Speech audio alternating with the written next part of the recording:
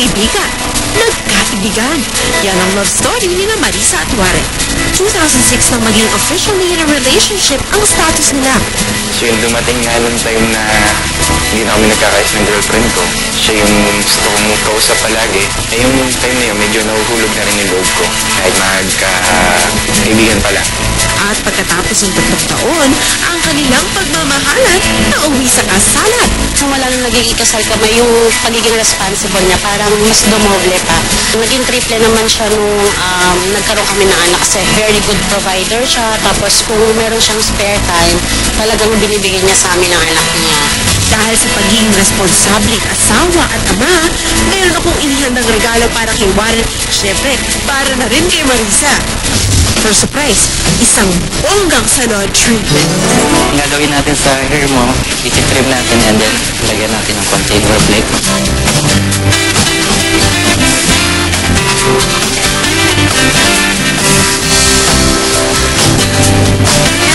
Dito sa salon na to, hindi talaga kayo mainginip dahil meron silang libreng internet.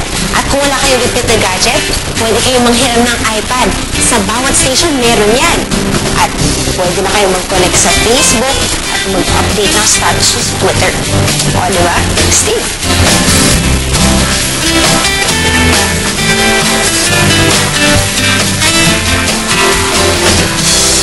Mukhang ready na ang ating couple para sa aking next surprise.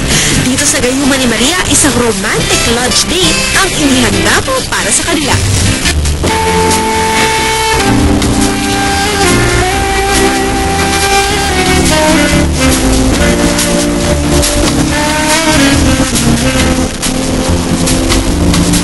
Para tuloy-tuloy ang ligaya, meron handog ang Good Morning Club para rin kay Kuya Warren. Ang sweet nila, di ba? Kung gusto nyo rin magkaroon ng kaswitan sa inyong love life, Sumulat na kayo sa amin dito sa Good Morning Club at malay nyo kayo na ang susunod na couple na i-feature namin dito sa Love Hearts.